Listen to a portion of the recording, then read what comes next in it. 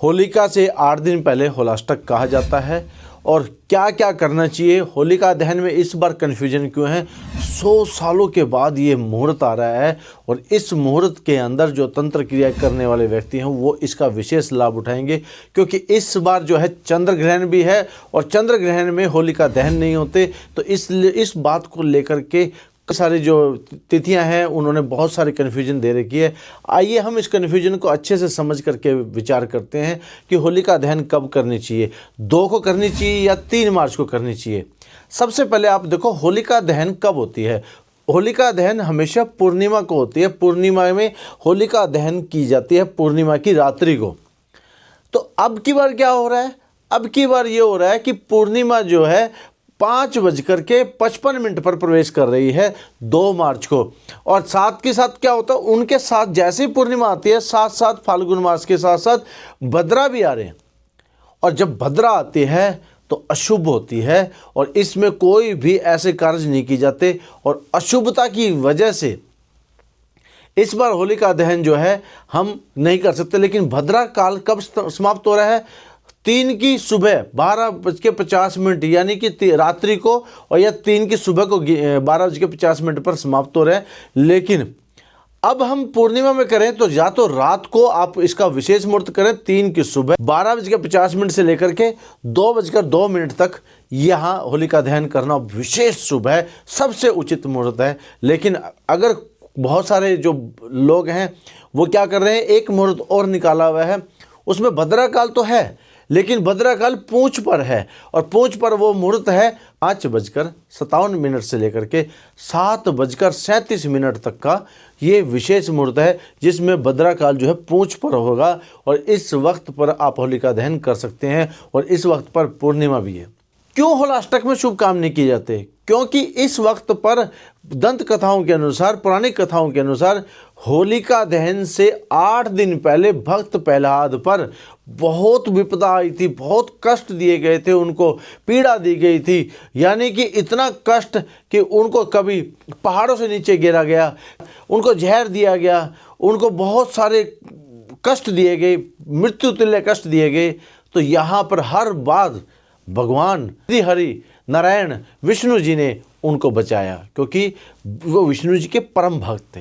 जब आपके ऊपर भी किसी प्रकार का कोई कष्ट पीड़ा आएगी तो आपके इष्ट देव आपको बचाने आएंगे। कब? लेकिन जब आप इस वक्त पर अपना सिमरन करेंगे बहुत तेज़ी से। और ये जो सिमरन है, इसलिए होलाष्टक में 8 दिन तक कोई भी शुभ कार्य नहीं किया जाता। क्यों? और एक और है, इस बार जो होलाष्टक है उसमें अष्टमी तिथि 6 है, यानी घटी हुई है अष्टमी तिथि। और अष्टमी तिथि घटने का मतलब होता है, अष्टमी तिथि किसकी होती है? माता की होती है। माता की तिथि घटना जो है अशुभ माना जाता है होलाष्टक के अंदर, जिससे तंत्र क्रिया और भी ज़्यादा तेज होती है। जो तांत्रिक लोग हैं शक्ति का जो स्वरूप जानते हैं वो शक्ति की साधना करते हैं, और जब अष्टमी तिथि 6 होगी तो उस वक्त पर वो विशेष क्रिया कर सकते हैं। इसलिए इनका बचाव इस बार करना बहुत जरूरी है। आप देखिए 2 तारीख को होलिका दहन करेंगे या 3 तारीख को करेंगे, लेकिन 3 तारीख को चंद्र ग्रहण है, जो कि इस बार भारत में देखा जाएगा, जिसे ब्लड मून बोलते हैं। चंद्र ग्रहण 3:19 से लेकर शाम को 6:47 तक रहेगा। तो क्या होलिका दहन को 3 तारीख को भी दहन किया जा सकता है? हाँ, किया जा सकता है। लेकिन कब? जब आप ये समझेंगे कि सूर्य उदय तिथि में उस वक्त पूर्णिमा तिथि तो है, लेकिन 6:48 पर पूर्णिमा तिथि नहीं है। और अगर आप सूर्य उदय को लेकर के चलते हैं तो होलिका दहन आप कर सकते हैं। 6:48 पर आप होलिका दहन कर सकते हैं। अब होलिका दहन के दोनों मुहूर्त हैं, इनमें आप होलिका दहन कर सकते हैं। अब इसमें जो आम भक्त है उसको क्या करना चाहिए? अपने घर से हवन की सामग्री जो है होलिका दहन में डालनी चाहिए। कि नारियल अपने परिवार के ऊपर से लेकर के होलिका दहन में डालना चाहिए।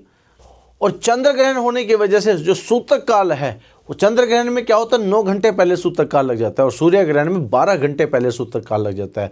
3:19 पर जब चंद्र ग्रहण लगेगा तो उससे 9 घंटे पहले सूतक काल लग जाएगा। इसीलिए बहुत सारे भक्तों को इस बात की कन्फ्यूजन है कि होलिका दहन कब है, हमें कब करनी चाहिए। आपको दोनों समय पर होलिका दहन में अपनी सामग्री डालनी चाहिए। रात को भारी होली में करना क्या चाहिए हमें?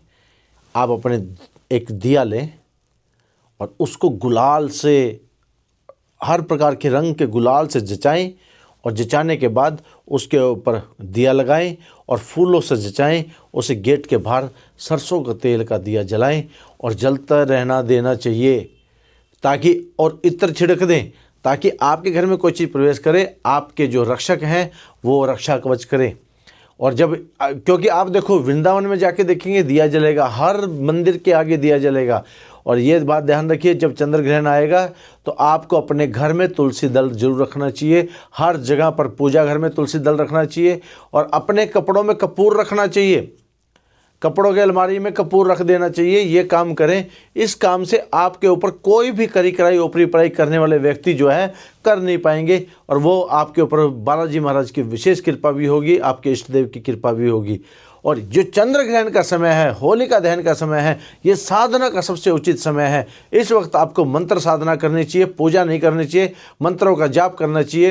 राम भक्त जो है ओम श्री राम दुताय का जाप कर सकते हैं, हनुमान भक्त जो है ओम श्री हनुमते का जाप कर सकते हैं। वो इस प्रकार से जाप करना चाहिए। दान निकालें, तुला दान निकालें, अनाज का दान करें, चावलों का दान करें, तिल का दान करें, दाल का दान करें, दान जरूर निकालें। ग्रहण के बीच में दान निकालना बहुत ही लाभदायक सिद्ध होता है। और ये बात ध्यान रखिए, इस वक्त पर जब एक रिंग की तरह आएगा, थोड़े से समय ग्रहण रहेगा, 6:47 तक रहेगा, 6:48 के बाद से ग्रहण चला जाए, और अगले दिन खुशी भरा त्यौहार फाग, जिसे हम कहते हैं दुल्हंडी, कई स्थानों पर इनका फाग भी मनाया जाता है। कई रंगों का त्यौहार होता है, खुशियों का त्यौहार होता है, और ये मनाया जाएगा 4 मार्च को। तो इसीलिए 2 मार्च, 3 मार्च, 4 मार्च ये कन्फ्यूजन भरी है। 100 सालों बाद ये सहयोग आ रहा है, इस सहयोग को आप समझें। और आशा करते हैं आपको ये वीडियो पसंद आएगी। इस वीडियो को लाइक करें, शेयर करें, सब्सक्राइब करें। जय श्री राम।